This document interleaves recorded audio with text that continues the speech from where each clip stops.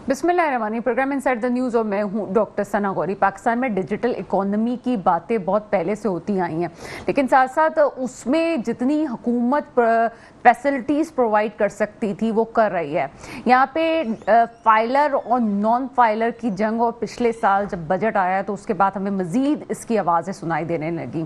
इसमें कहा जाता है कि मिडल मैन या वो कारोबारी शख्स जिसको SMEs कहते हैं, छोटे कारोबार जो कर रहे हैं, वो अपने आप को डिजिटल इकोनॉमी में नहीं ला पा रहे हैं या वो कतराते हैं POS से। बहुत सी वजूहात ऐसी हैं जिसमें अभी भी, चाहे वो कारोबारी अफराद हों या फिर आम लोग, इस वक्त डिजिटल इकोनॉमी से दूर भागते हैं, सिस्टम से दूर भागते हैं, लेन देन से दूर भागते हैं। इसकी बहुत सी वजूहात हैं। एक आम सारिफ की हैसियत से मैं कहूँ तो इस वक्त साइबर सिक्योरिटी का जो हाल है उसमें लोगों का एतमाद बहुत कम है कि जनाब अगर हमने ऑनलाइन ट्रांजेक्शन की, और बहुत से प्लेटफॉर्म जिसका मैं नाम इस वक्त उन लोगों का नहीं ले सकती, उन इदारों का नहीं ले सकती, लेकिन चलिए जनाब रास पेमेंट आप कह लें या कोई नया सिस्टम उसमें लगा लें। 2-3 ऐसे सिस्टम हैं जिससे बड़ी आसानी से पेमेंट्स हो सकती हैं। लोग यूज़ ज़रूर करते हैं उसको, लेकिन एक आम सारिफ भी उसको इस्तेमाल करते हुए यूँ डरता है कि आए दिन इसमें फ्रॉड के केसेस सामने आते हैं। दूसरा इसमें मसला ये भी आता है कि दही इलाकों में यहाँ पे ख्वानदगी की जहाँ शरह कम है, वहाँ किस तरह से आप डिजिटल इकोनॉमी को बहुत अच्छी तरह से फ़रोग़ दे सकते हैं। तीसरा ये कि ये POS के जो सिस्टम्स हैं इसको लेने में पेचीदगियाँ और एक भारी रकम भी अदा करनी पड़ती है। टैक्स बद में कुछ सिस्टम मुतारिफ करवाए गए जो साल में छोटे कारोबारी अफराद को एक साथ देने के लिए कहा गया, लेकिन अभी भी बदकिस्मती से वो सिस्टम राइज नहीं हो सके। लेकिन अभी कहा जा रहा है कि ग्रोथ की तरफ हम जा रहे हैं, जिस तरह से वज़ीर आज़म साहब ने कहा कि ग्रोथ हो रही है, लेकिन ग्रोथ किस सूरत में हो सकती है? जब हम कोई नया सिस्टम मुतारिफ करवाते हैं तो होता यह है कि उसकी बाकायदा प्लानिंग के साथ लोगों में अवेयरनेस कैंपेन भी चलाई जाती हैं, लेकिन क्या हमने उन अवेयरनेस कैंपेन्स के हवाले से बात की? इस प्रोग्राम में 2 तरह से हम लोगों के हवाले से बात करेंगे, एक कारोबारी हवाले से और एक आम सारिफ के हवाले से। क्या सोचता है आम सारिफ और कारोबारी अफराद क्या सोचते हैं? क्या डिजिटल इकोनॉमी लाने में और उसको मुकम्मल तौर पे लागू करने में, इम्प्लीमेंट करने में अपनी ज़िंदगियों में भी, क्या वो बहुत ज़्यादा कंफर्टेबल हैं या वो समझते हैं कि अभी भी पेचीदगियाँ हैं और इस सिस्टम के हद तक ठीक है? एक और आखिरी बात जिसके बाद हम अपनी गेस्ट के बाद जाएंगे कि यहाँ पे जब भी आपकी GDP ग्रोथ की बात आती है, थोड़ा सा भी अगर ग्रोथ होता है तो हम समझते हैं कि जी पाकिस्तान बड़ा तरक्की कर गया है, लेकिन क्या वाकई पाकिस्तान उस तरह से तरक्की कर रहा है जिस तरह से तरक्की करनी चाहिए? क्या हम अपनी दरामदात और बरामदात में फिक्स हो चुके हैं? क्या हमारा अब भी कारोबार करना बड़ा आसान हो गया पाकिस्तान में? क्या हम समझे कि जनाब पाकिस्तान तरक्की कर रहा है? मुल्कों की तरक्की का दारोमदार ही इकोनॉमी पे होता है। बात करते हैं इस पे। मियां जाहिद हुसैन साहब हमारे साथ मौजूद हैं, आप सनदकार इस प्रोग्राम में, आपको वेलकम करेंगे। जी बहुत शुक्रिया जी। मियां जाहिद हुसैन साहब क्या कहते हैं इस वक्त डिजिटल इकोनॉमी? सबसे पहले बड़ा बेसिक सा क्वेश्चन है, क्या हमारे माशरे में लागू करना आसान है? देखिए बात यह है कि मुआशरे में लागू करना तो आसान पता नहीं है या नहीं है, लेकिन ये लागू हो चुकी है। अब ये लागू इस तरह से हो चुकी है कि आप देखें कि आज कौन ऐसा शख्स है कि जिसका इजी पैसा अकाउंट नहीं है। आपका ड्राइवर हो, आपका खानसामा हो, आपका ड्राइवर हो, सबके जो है अपना इजी पैसा अकाउंट मौजूद है। तो इसका मतलब ये है कि वो सारे लोग डिजिटल इकोनॉमी का हिस्सा है। और इसी तरीके से देखेंगे कौन शख्स जो है फेसबुक पे नहीं है, या कौन शख्स है जो यूट्यूब को इस्तेमाल करना नहीं जानता, तो सारे जानते हैं। मेरे ख्याल में 90% लोग जानते हैं।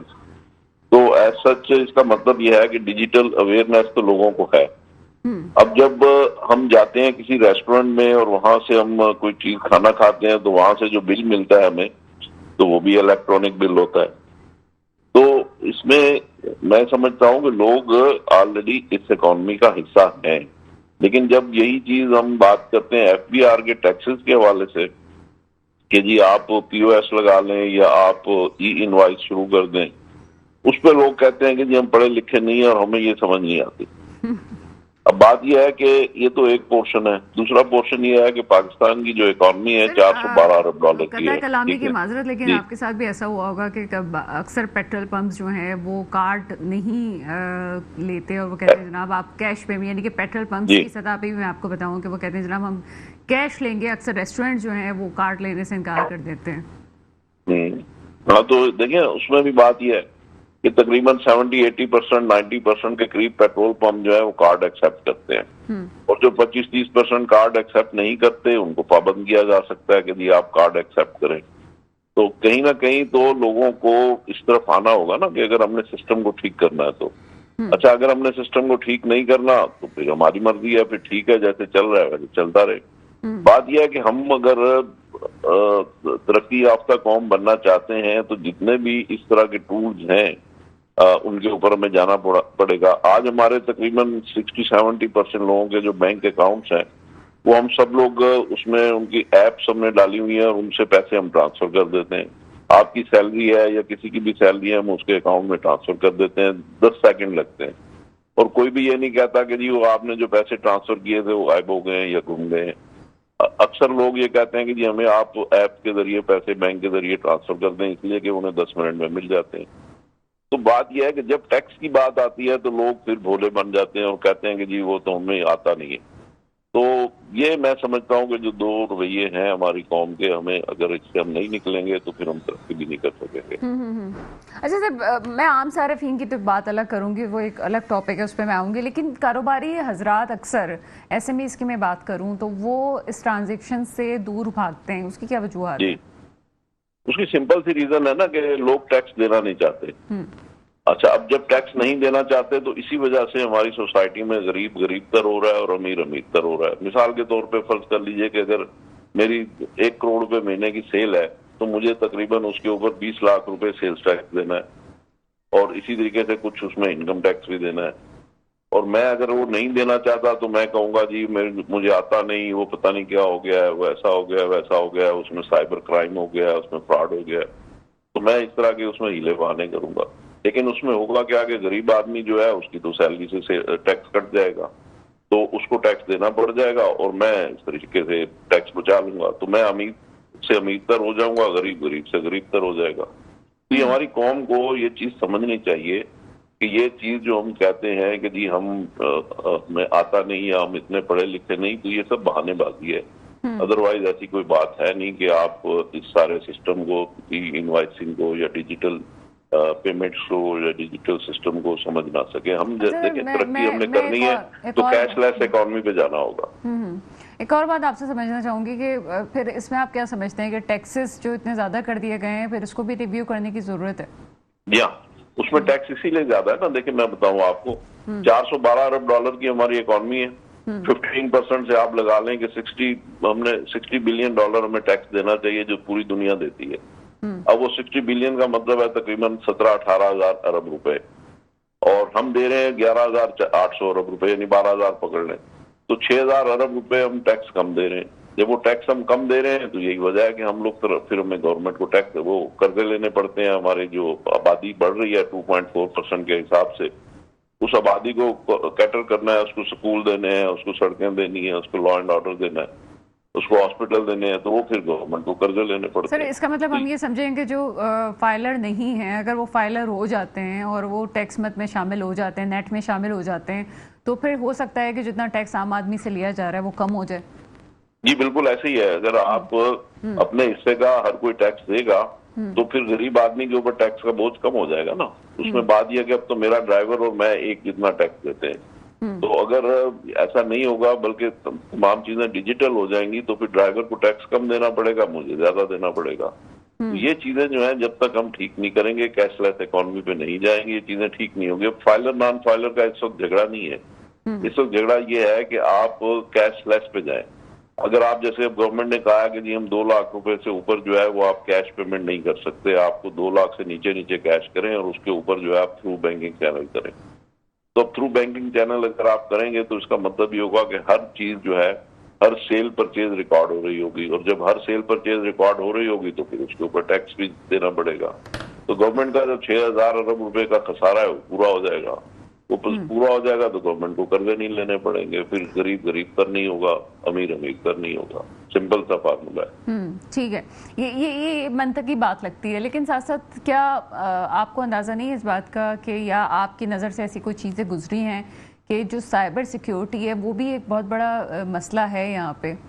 वो हर मुल्क में है, देखें कहाँ नहीं है।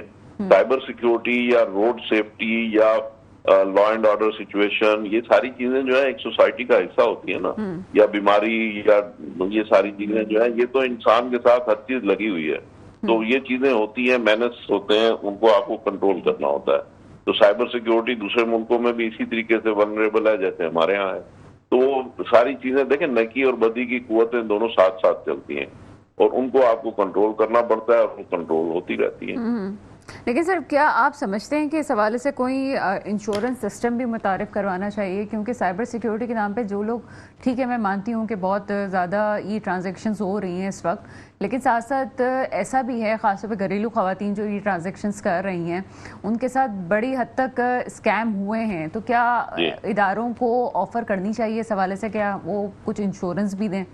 या देखिए, बात ये अवेयरनेस होती है, उसके लिए वो अवेयरनेस कर रहे हैं और उसमें मैसेज आते हैं, SMS गवर्नमेंट भेजती है कि जी कोई बैंक जो है वो आपसे आईडी नहीं मांगता, आप अपनी आईडी अपना पासवर्ड किसी को डिस्क्लोज ना करें। तो ये अवेयरनेस ही होती है ना। अब हमारी ख्वातीन को भी ये बात शुरू में हुए हैं लोगों के साथ स्कैम, लेकिन अब लोग उसमें ट्रेंड होते जा रहे हैं, लोगों को समझ आती जा रही है। जैसे आप देखें ना, एक जमाने में हैजे की बीमारी होती थी, चीचक की बीमारी होती थी, फिर उसको लोगों ने समझा, अवेयरनेस हुई, फिर उसकी वैक्सीनेशन हुई। अभी हमने देखा कोविड की बीमारी आई, फिर उसकी वैक्सीनेशन आई। ये चीजें साथ साथ चलती हैं कि जो बदी की कुव्वतें हैं वो भी नए नए तरीके इजाद करते हैं, जो अच्छी कुव्वतें हैं वो उनके हल और तोड़ तलाश करते हैं। तो ये तो सोसाइटी में ये अजल से सिलसिला चल रहा है और अजल तक चलता रहेगा।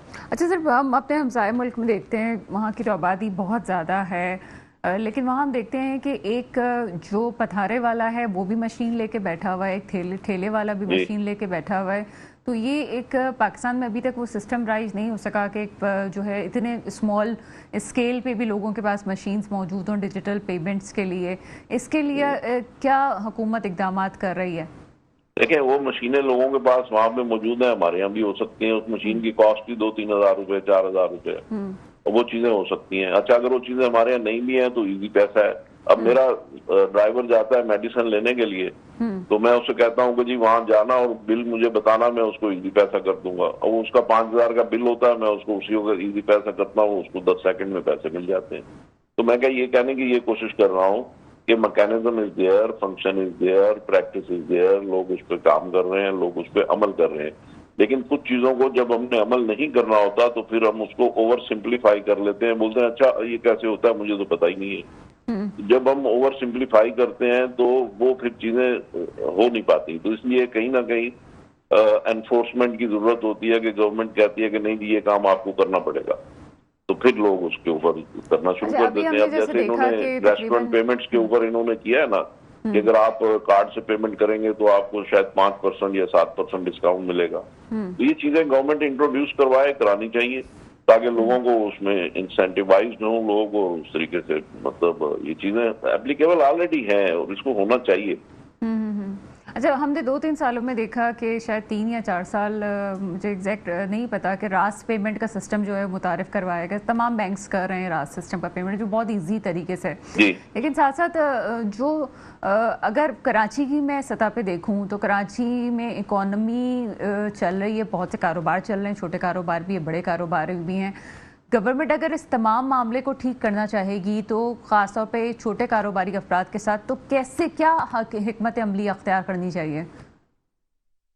देखिए, ये छोटे कारोबार जो लोग कर रहे हैं ये अभी भी इजी पैसा के जरिए पैसे मंगवा रहे हैं और राष्ट्र के जरिए भी ये लोग पैसे मंगवा रहे हैं। तो गवर्नमेंट को बस यही करना होगा कि गवर्नमेंट, जैसे अभी उन्होंने एक थ्रेशोल्ड बनाया है 2 लाख रुपए का, तो वो थ्रेशोल्ड बना दें कि जी इससे ऊपर की जो भी पेमेंट होगी वो कैश पेमेंट नहीं होगी, बल्कि वो थ्रू बैंकिंग ट्रांजैक्शन चैनल से होगी। और फिर स्मॉल स्केल के ऊपर गवर्नमेंट ने POS लगाए हैं, यानी पॉइंट ऑफ सेल्स, वो सबको पाबंद कर दें कि भाई जो भी रिटेल का कारोबार करेगा उसको POS लगाना कंपलसरी होगा। वो कर दें तो ऑटोमेटिक आपका सारा सिस्टम जो है वो डिजिटलाइज हो जाएगा और लोगों को उस पर आना पड़ेगा। लेकिन सर, जब भी गवर्नमेंट ऐसा कोई इकदाम करती है तो यहाँ पे सामने से मुजाहिमत होती है। कुछ अरसे दिनों पहले भी आपने मुजाहिमत वाली सूरत हाल देखी, जो हड़ताल होते होते रह गई, नहीं हुई दूसरे दिन हड़ताल। लेकिन स्पेशली अगर मैं कराची की सतह पे बात करूं तो फिर कौन है जो इस मामले को हल करेगा? क्योंकि अगर पूरी तंजीमें ही सामने आ जाती हैं, खुद ये अलग बात है कि तंजीमों में आपस में अख्तलाफात भी बहुत ज़्यादा, ये नहीं पता चलता कौन किस तंजीम से बात की जाए। تو یہ رویہ کب تک چلتا رہے گا؟ ان معاملات میں تو تمام ہیڈز جو ہیں وہ ساتھ بیٹھ جاتے ہیں جناب ہمارے ساتھ ظلم ہو رہا ہے. آپ صحیح کہہ رہی ہیں. بات یہ ہے کہ لوگ اس پہ عمل کرنا نہیں چاہتے. ایسا نہیں ہے کہ یہ چیز آسان نہیں ہے یا یہ چیز مشکل ہے. اصل میں لوگ جو کہتے ہیں نا یہ ہم سے نہیں ہوگا، ہم نہیں کرنا چاہتے، تو انفیکٹ وہ ٹیکس نہیں دینا چاہتے. دوسرے لفظوں میں اس کا یہ مطلب ہے. تو جب وہ ٹیکس نہیں دینا چاہتے تو یہ ہمیں آپ کو اور عام عوام کو سمجھنے کی ضرورت ہے کہ جو شخص یہ کہتا ہے کہ جی میں یہ نہیں کر سکتا، مجھے نہیں آتا، یا میں ریزسٹ کرتا ہے، آپ نے جیسے ابھی کہا، تو اس کا مطلب ہے وہ ٹیکس نہیں دینا چاہتا. تو دوسرے لفظوں میں اس کا مطلب ہے کہ اس کے حصے کا ٹیکس پھر ہم دے رہے ہیں، تو ہمیں اس کو ریزسٹ کرنا چاہیے. دیکھیں نا، اگر آپ یوں سمجھ لیں کہ میرا پڑوسی اگر بجلی چوری کر رہا ہے تو مجھے یہ سمجھ لینا چاہیے کہ پھر اس کے حصے کا بل میں دے رہا ہوں.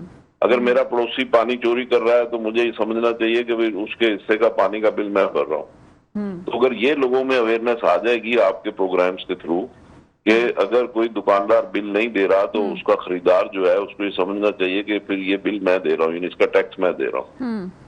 تو یہ اگر لوگوں میں سمجھ آ جائے گی تو لوگ بل لینے میں، یعنی الیکٹرانک بل لینے میں انسسٹ کریں گے. یہ بالکل ایسا ہی ہے کہ وہ پولیو کے قطرے پلانے آتے ہیں تو پڑوسی جو ہیں وہ نہیں پلا رہے ہوتے، تو وہ آپ کی اپنی فیملی کے لیے کتنا نقصان دہ سمجھنے کی ضرورت ہے. اچھا، یہ کراچی والے خاص جملہ کہتے ہیں جو آپ کے بھی سننے میں بہت دفعہ آتا ہوگا، میرے سننے میں بھی آتا ہے کہ چونکہ کراچی کو فیسلٹیز نہیں دی گئی ہیں، کراچی اس طرح سے ہے نہیں، تو ہم کس بات کا ٹیکس دیں؟ ٹیکس ہم پہ تو نہیں لگتا ہے، کراچی پہ تو نہیں لگ رہا ہے، ہم کیوں ٹیکس دیں؟ اس بات کا کیا جواب ہے؟ دیکھیں، یہ بھی بات ہے کہ ایگ اینڈ چکن والی بات ہے کہ بھی انڈا پہلے یا مرغی پہلے. بات یہ ہے کہ دنیا میں ایسا کہیں بھی نہیں ہوتا کہ اگر آپ کو اسٹیٹ آپ کے حقوق نہیں دے رہی تو آپ ٹیکس نہ دیں. جب آپ ٹیکس دیں گے، گورنمنٹ کی کٹی میں پیسے آئیں گے تو گورنمنٹ ایکسپینڈ کرے گی. اب اس میں پھر سیاسی ہمارے ہاں ماحول ہے، مطلب جو ہمارا شہری اور دیہی والا معاملہ ہے، تو اس میں لوگوں کا یہ کہنا کسی حد تک حق بجانب بھی ہے کہ چونکہ حکومت کو یہاں کراچی شہر سے ووٹ نہیں ملتے، اس لیے وہ اس کراچی کی مینٹیننس یا ڈیولپمنٹ کے حوالے سے کیئر لیس ہے. اور کراچی کی جو حالت ہے وہ ہم خود دیکھ رہے ہیں کہ کراچی جو ہے وہ اتنا بڑا شہر ہے، میٹروپولیٹن سٹی ہے، 65% پاکستان بھر کا ٹیکس کراچی دیتا ہے، لیکن کراچی کی اپنی جو حالت ہے، چاہے لا اینڈ آرڈر دیکھ لیں. دیکھیں، سیف سٹی پروگرام ہے، اس کو 4-5 سال ہو گئے ابھی تک سیف سٹی پروگرام ہمارے یہاں پہ مکمل نہیں ہوا. اب سیف سٹی پروگرام نہیں ہوگا تو لا اینڈ آرڈر کی سچویشن خراب ہوگی، اسٹریٹ کرائمز بے تحاشا ہوں گے، پھر سڑکوں کی حالت آپ دیکھ لیجئے، اور اسی طریقے سے ایجوکیشن میں دیکھ لیں، ہیلتھ میں دیکھ لیں، ٹرانسپورٹیشن میں دیکھ لیں. تو پرابلمس تو ہیں، بہت زیادہ ہے، میں بالکل اس بات کو سمجھتا ہوں. لیکن ان ساری باتوں کا یہ مطلب نہیں ہے کہ لوگ ٹیکس نہ دیں. لوگوں کو اپنا ٹیکس دینا چاہیے، اور میں سمجھتا ہوں غریب آدمی تو ٹیکس دے رہا ہے. دیکھیں، آپ دیکھ لیں جتنے نوکری پیشہ لوگ ہیں ساروں کی سیلری سے ٹیکس آٹومیٹیکلی کٹ جاتا ہے، بڑا اماؤنٹ کٹ جاتا ہے سر. جی. اب 450 ارب روپیہ جو پاکستان میں سیلریڈ پرسن دے رہے ہیں، تو ٹوٹل ٹیکس تو ہم نے اس سال دیا 11,800 ارب، اور اگلے سال جو ٹارگٹ ہے ٹیکس کا وہ ہے 14,300 ارب روپے. تو 2,500 ارب روپے کا ٹارگٹ ہمارا ایکسیسو ہے، یعنی پچھلے سال کے مقابلے میں. تو بات یہ ہے کہ ٹیکس تو لوگ بہرحال دے ہی رہے ہیں، لیکن جتنا ٹیکس دینا چاہیے بس وہ ٹیکس اتنا نہیں دے رہے.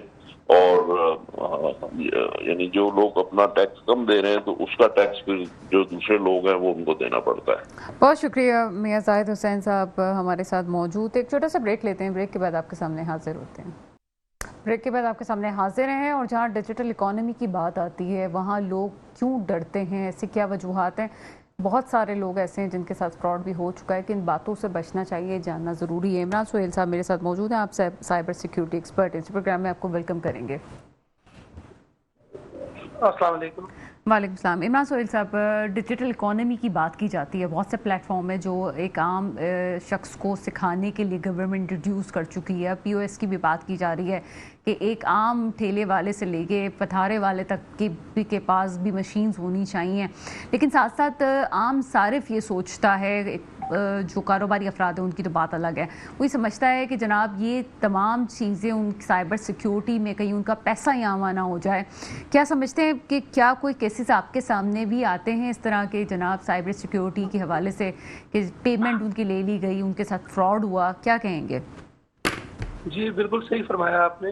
تو یہ ہمارے پاکستان کے اندر بہت بڑا چیلنج ہے، یہ جو فراڈ ہے. अभी तक जो है बहुत सारे लोग अभी तक डिजिटलाइजेशन की तरफ आए नहीं, ऑनलाइन बैंकिंग की तरफ आए नहीं, कैश को ही लेके अभी जो है वो बिजनेस का जरिया बनाया हुआ है।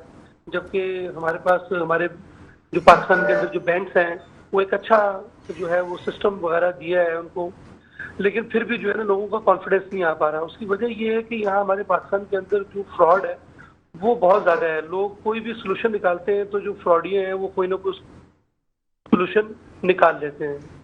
तो इस सिलसिले में बैंक्स भी बहुत ज़्यादा काम कर रहे हैं, लेकिन मेरा ख्याल है कि उनको अभी कुछ और काम करने की भी ज़रूरत है।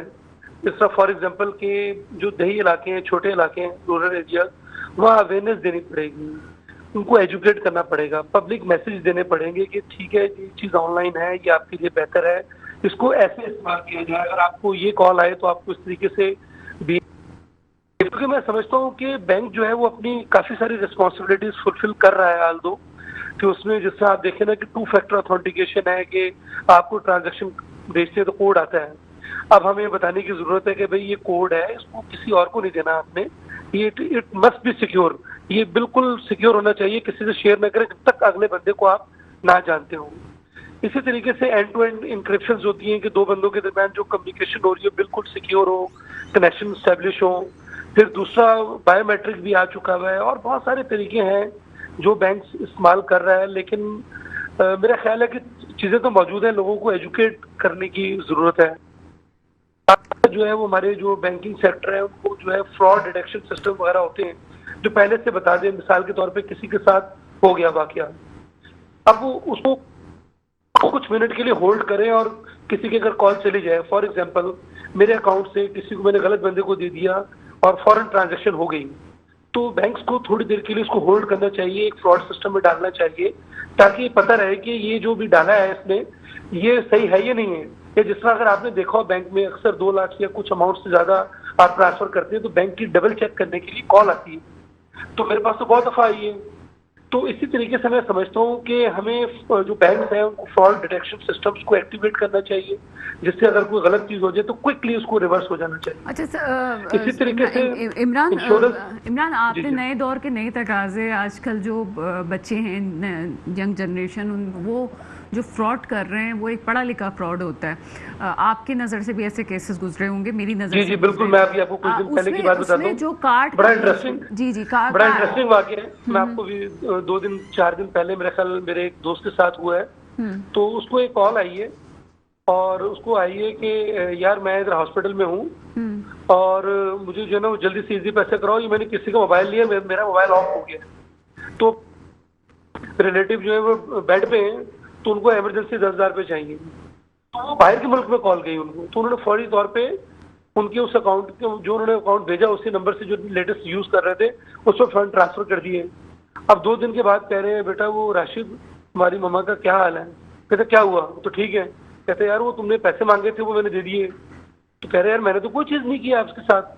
तो वजह ये हुई कि AI से कॉल जनरेट की बिल्कुल उसी से मिलती जुलती आवाज। तो एक नया ट्रेंड आ गया है, वॉइस को मिलती जुलती वॉइस को रिकॉर्ड, तो लोग अपने रिश्तेदारों की अक्सर पहचानते ही है ना, तो वो जनरेट करके उससे हमदर्दियां ली।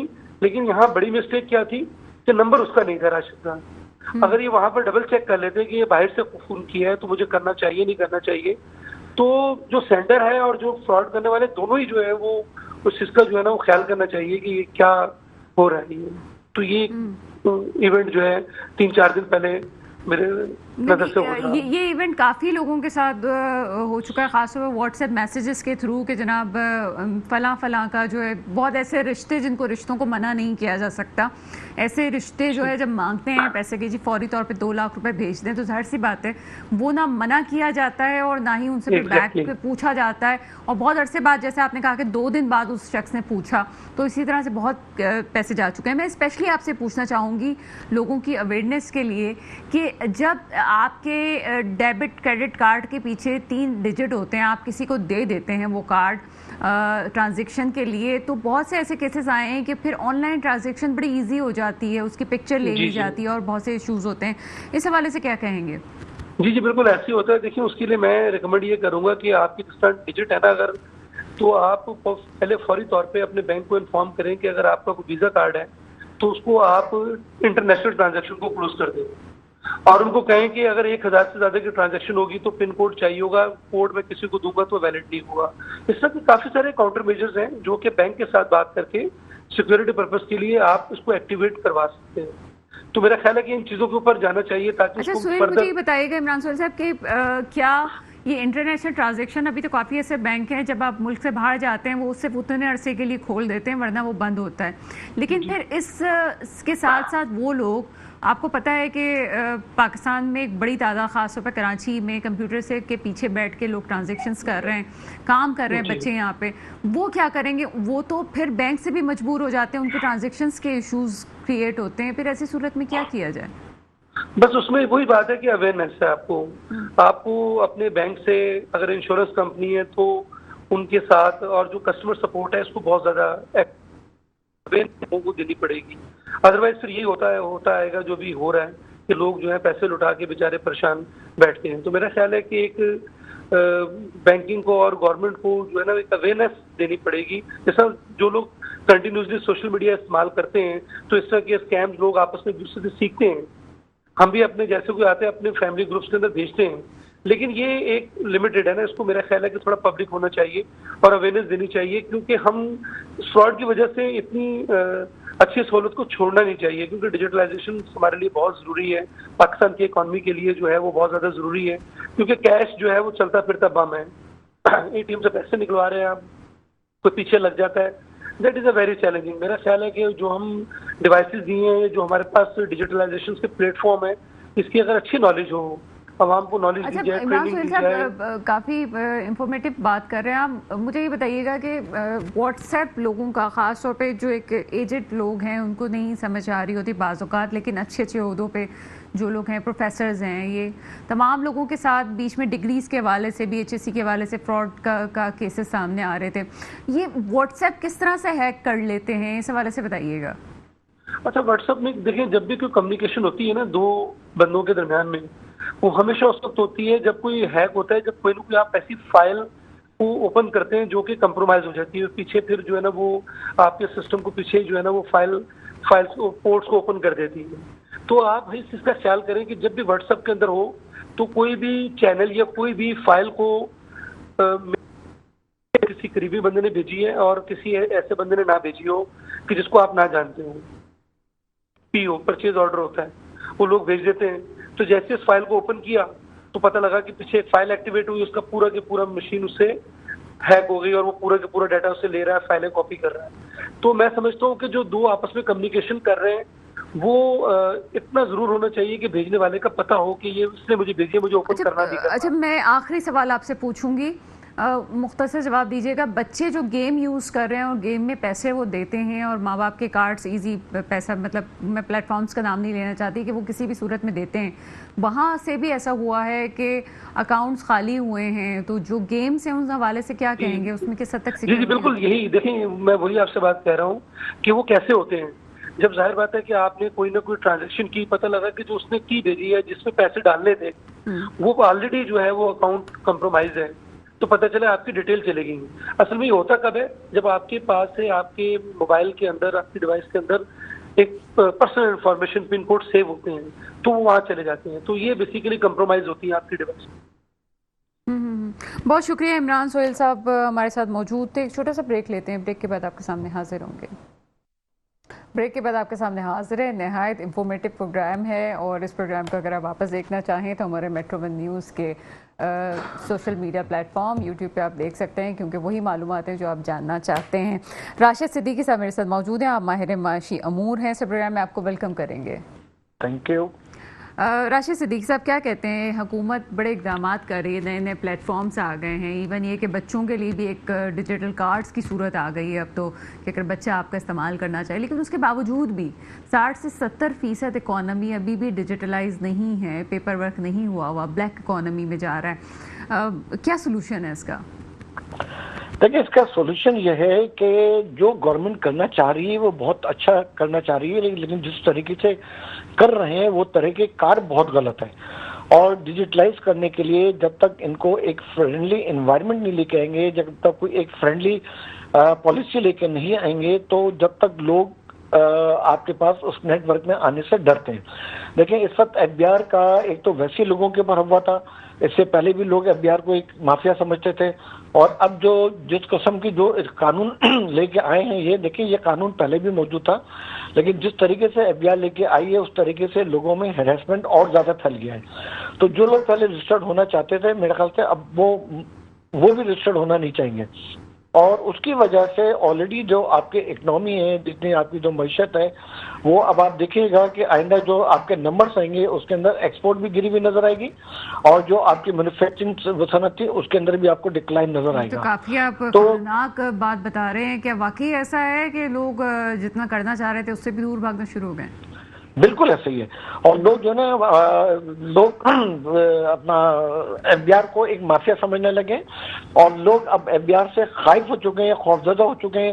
اور ایف بی آر جو ہے وہ مجھے لگتا ہے کہ جو ابھی نئی پالیسی لے کے آئی ہے وہ چلتے ہوئے بزنس کو, چلتی ہوئی معیشت کو, چلتی ہوئی انڈسٹریز کو وہ بالکل ایک پہیا جام کر دے گی, اور جو آپ کی ایکسپورٹ تھی میں گارنٹی سے کہہ سکتا ہوں کہ وہ بھی ڈکلائن ہو جائے گی, اور لوگ سرمایہ دوبارہ ملک سے باہر لے جانا شروع ہو جائیں گے. جو یہ کرنا چاہ رہے ہیں بہت اچھا کرنا چاہ رہے ہیں, ڈیجیٹلائز ہونا چاہیے, جو اکنامی ہے وہ ڈاکومنٹڈ ہونی چاہیے, لیکن اس کا جو کرنے کے طریقہ کار ہے نا, وہ جو ایک 70 سال سے آپ کا ایک سسٹم چلتا چلا رہا ہے, آپ اچانک اس کو کہیں جی آپ کو ایک ہفتے کے اندر سسٹم چینج کرنا ہے, ایسا کبھی بھی نہیں ہوتا. اور ہوتا یہ ہے کہ جب آپ نے کچھ ڈیجیٹلائز کرتے ہیں یا جب بھی آپ کوئی نئے ریفارمس لے کے آتے ہیں تو اس کی باقاعدہ پہلے ٹریننگ کرائی جاتی ہے, اس کے بعد لوگوں کو اس کے اندر ٹائم دیا جاتا ہے, 2 مہینے کا 6 اور اس کو گریجولی کیا جاتا ہے. اب دیکھیں میں آپ کو بتاؤں کہ جب لاسٹ ڈے آتا ہے تو ان لاسٹ ڈے کے اندر جب لوگ اپنے ٹیکس ریٹرن جمع کر رہے ہوتے ہیں تو اس وقت جو ان کا پورٹل ہوتا ہے وہ اتنا جام ہو جاتا ہے, اتنا سلو ہو جاتا ہے کہ ان کو مجبوراً اس کی ڈیٹیں 2 4 6 دن 8 دن بڑھانی پڑتی ہے. تو اب جب یہ ڈیجیٹل انوائس کا سسٹم لے کے آئیں گے, اور جب اچانک پورا پاکستان جب ڈیجیٹل انوائس کے بعد جانے لگے گا, تو میری گارنٹی ہے کہ ان کا جو پے پال پہ جو ان کا وہ ہے پورٹل ہے اس کے اندر اتنی کیپیسٹی نہیں ہوگی, اور اس کی وجہ سے لوگوں کو ڈیجیٹلائز انوائسنگ کے اندر دوبارہ ڈیفینیٹلی پرابلم آئے گا. لیکن وہ جو بات کہہ رہے تھے آپ نے بتایا کہ ہمارے پاس جو خبریں آتی ہیں حکومت کی طرف سے کہ جی ڈی پی ریٹ تو اتنا بڑھ چکا ہے اور ریشو ہمارا آگے چل رہا ہے, ہمارے سرپلس پہ ہم جا رہے ہیں, 100 ارب کی ہماری جو صرف جو ہے وہ ایکسپورٹ ہونے والی ہے, تو ہم تو کبھی 100 ارب تک پہنچے ہی نہیں, ہم تو بہت بھی کھینچ کے بھی 25 100 ارب کی ایکسپورٹ آپ کو کس نے بتا دیا؟ اگر 100 ارب کی ایکسپورٹ ہو گئی اور ان کے اندر اتنی ہے تو پھر آج سود کو 6% پہ لے کے آ جائیں. نہیں سر, یہ کہہ رہے ہیں کہ 6-8 مہینے میں آپ کو یہ ریزلٹ ملیں گے, تو جو آپ صورتحال بتا رہے ہیں ہاؤ اٹس پاسبل کہ جناب اتنی 6-8 مہینے میں ان کا اہداف پورا کرنا ناممکن ہے, اگر جب تک یہ اپنی پالیسیز کو بزنس مینوں کے ساتھ, صنعت کاروں کے ساتھ, ایکسپورٹرز کے ساتھ بیٹھے بغیر جب تک یہ پالیسی بنائیں گے ان کی ایکسپورٹ کبھی بھی نہیں بڑھے گی. ان کے جو اصل جو اسٹیک ہولڈر ہیں, جو کاروبار کو جانتے ہیں, جو امپورٹ کو جانتے ہیں, جو ایکسپورٹ کو جانتے ہیں, جو ٹریڈ کو جانتے ہیں, جن کو یہ پتہ ہے کہ ملک کے اندر ہم اپنی امپورٹ کو کیسے ڈکلائن کر سکتے ہیں, جن کو یہ پتہ ہے کہ ہم اپنی مینوفیکچرنگ سیکٹر کو کیسے ترقی دے سکتے ہیں, جن کو یہ پتہ ہے کہ ہم اپنی ایکسپورٹ کو کیسے بڑھا سکتے ہیں, وہ ان کے مین اسٹیک ہولڈر ہیں. جب تک یہ ان مین اسٹیک ہولڈر کو بٹھائے بغیر اپنی پالیسیز بنائیں گے تو یہ پالیسیز وہی بنیں گی جن سے یہ تمام لوگ جو ہیں وہ کترائیں گے, ان تمام لوگوں کے لیے پرابلم پیدا ہوں گے, یہ تمام لوگ اپنے سرمایہ کو باہر لے کے چلے جائیں گے. اور یہاں پہ کیونکہ ہم 25 کروڑ کی عوام ہیں تو ہمارے لیے industrialisation revolution is the only solution. میرے ذہن میں سوال آتا ہے کہ جب ہم ایکسپورٹ کی بات کرتے ہیں ہم صرف ایگریکلچر گڈس کی کیوں بات کرتے ہیں, ایگریکلچر کی سامان کی کیوں بات کر رہے ہوتے ہیں؟ مائکروسافٹ پاکستان میں تھا, بھاگ گیا. ہمارے پاس لیبر کم ہے, ہمارے پاس ہیومن ریسورسز اتنی ہے کہ اتنی آبادی بڑھی ہے جتنے نیوزی لینڈ کی پورے سال کی آبادی, پورے ملک کی آبادی ہے, اتنی ہم سال میں بڑھا رہے ہیں. ہیومن ریسورسز ہونا بھی اللہ کی ایک نعمت ہے, چلیں اس کو آپ آبادی سے کچھ بھی کر لیں, لیکن جب لیبر یہاں پہ سستی ہے تو باہر کی بڑی بڑی کمپنیز کیوں نہیں آتی؟ چھوٹے چھوٹے جو ممالک ہیں وہاں پہ تو لگائی نہیں انہوں نے انڈسٹریز, بڑے بڑے برانڈس ہیں, لیکن پاکستان میں ویلکم نہیں ہے اس چیز کو. اس کی کیا وجوہات ہے؟ کہ پاکستان کی یہ پالیسیز ہوتی ہے گورنمنٹ کی, اور یہ گورنمنٹ کا کام ہوتا ہے کہ فورن انویسٹمنٹ لے کے آنا, اور جو لوگ فورن انویسٹمنٹ لے کے آتے ہیں ان کو تحفظ دینا. لیکن ہم ان تمام معاملات میں بہت عرصے سے جو ہیں وہ ناکام رہے ہیں. اس کی وجہ یہ ہے کہ جو ہمارے بارگینرز ہوتے ہیں یا جن کا یہ کام ہوتا ہے جو لابنگ کرتے ہیں غیر ممالک میں جا کے اور وہاں سے انویسٹرز کو لے کے آتے ہیں, وہ ہمارے پاس ابھی ایک بہت بڑا گیپ ہے, اور ہمارے پاس کوئی ایسی لابنگ نہیں ہے, ہمارے پاس کوئی ایسا سسٹم نہیں ہے, ہمارے پاس کوئی ایسی ٹیم نہیں ہے کہ وہ جائے اور باہر جا کے اپنی مارکیٹنگ کو پچ کرے, اپنی بزنس کو پچ کرے. کیونکہ پاکستان میں جتنی اپارچونیٹیز ہیں, پاکستان میں جتنی پوٹینشیل ہے, چاہے وہ ٹورزم کو اٹھا کے دیکھ لیں, چاہے وہ انڈسٹریلائزیشن کو اٹھا کے دیکھ لیں, وہ پوٹینشیل آپ کو پوری دنیا میں کہیں نہیں ملے گی. اس وقت 60% white collar blue collar youth آپ کو پوری دنیا میں اور کہیں نہیں ملے گا. اس وقت سستی ترین لیبر آپ کو پوری دنیا میں کہیں نہیں ملے گی. اس وقت انڈسٹریز لانے کے لیے سستی ترین زمین آپ کو پوری دنیا میں کہیں نہیں ملے گی. اور پاکستان میں جتنا پیسہ کمانا آسان ہے اتنا شاید میرے خیال سے پوری دنیا میں کہیں نہیں ہوگا. اس کے باوجود اگر آپ کے اپنے انویسٹرز, جب آپ کے اپنے ملک کے اندر آپ کے اپنے رہنے والے لوگ اپنا سرمایہ باہر لے کے جا رہے ہیں, تو اس کی وجہ یہی ہو گئی کہ شاید گورنمنٹ کی جو پالیسیز ہیں وہ بڑی ناقص پالیسیز ہیں. دیکھیں ہماری جتنی بھی گورنمنٹ آتی ہے وہ ہم سے ایکسپورٹ کی باتیں کرتی ہے, لیکن آج کے دن تک ہماری کوئی ایکسپورٹ پالیسی نہیں ہے. ہماری جو ایکسپورٹ کی پالیسی ہے وہ صرف 5 سیکٹر کی حد تک محدود ہے, اور ان 5 سیکٹر میں سے بھی 2 سیکٹر ایسے ہیں جو اس وقت بالکل ڈیڈ ہیں, جو اس وقت ایکسپورٹ نہیں کرتے. اور ادر دین 5 سیکٹر جتنے لوگ ایکسپورٹ کر رہے ہیں ان کو گورنمنٹ بالکل گھاس نہیں ڈالتی, ان کو گورنمنٹ بالکل کوئی مراحت نہیں دیتی, گورنمنٹ کبھی ان کے ساتھ بیٹھ کے مذاکرات نہیں کرتی. تو اگر گورنمنٹ نے اپنی ایکسپورٹ کو صرف 5 سیکٹر تک محدود رکھنا ہے تو بسم اللہ, لیکن اگر گورنمنٹ اپنی ایکسپورٹ کو بڑھانا چاہتی ہے اور ان 5 سیکٹر سے 15 سیکٹر اور 20 سیکٹر اور لامحدود سیکٹر تک لے کے جانا چاہتی ہے, تو پھر گورنمنٹ کو ایک ایکسپورٹ پالیسی لے کے آنی پڑے گی. اور اس ایکسپورٹ پالیسی کے تحت اگر کوئی بھی بندہ کوئی بھی چیز پاکستان سے ایکسپورٹ کر رہا ہے تو اس کو وہ تمام مراحت حاصل ہونے چاہیے جو آپ کے 5 سیکٹرز کو حاصل ہے. بہت شکریہ. ہمارے ساتھ راشد صدیقی صاحب موجود تھے. مسئلہ یہ ہے کہ جو ہمارے بہت سے سیکٹر ہیں جس پہ حکومت کو کوئی پیسہ نہیں لگانا تھا, صرف وہ سیکٹر ہمیں کما کے دے رہا تھا, صرف وہ جو بریکٹ میں وہ جو چیزیں آتی ہیں وہ ہمیں صرف کما کے دے رہی تھی. لیکن جب پتہ چلا کہ وہ کما کے دے رہی ہیں, ہم نے اسی پہ ہی سختیاں لگا دی. جس طرح سے ہم یہ کہیں کہ جناب ہماری جو انٹرنیٹ کے ذریعے سے جو ہماری انکم ہوتی تھی وہ بھی ہماری بڑی حد تک اس وجہ سے رکی کہ ہم نے بہت سی پابندیاں لگا کے اس کے راستے بھی بلاک کرنا شروع کر دیا. بہت امپورٹنٹ آج کا پروگرام تھا. میں پھر کہوں گی کہ اگر آپ اس پروگرام کی باریکی کو سننا چاہتے ہیں, دیکھنا چاہتے ہیں, تو ہمارے یوٹیوب چینل پہ جا کے آپ اس پروگرام کو پھر سے سن سکتے ہیں. میرے ملک پہ حکمران آئے جو واقعی میرے ملک کے مستقبل کی حفاظت کریں. اس کے ساتھ ہی پروگرام کا وقت ختم ہوتا ہے. مجھے اجازت دیجیے گا. خدا حافظ.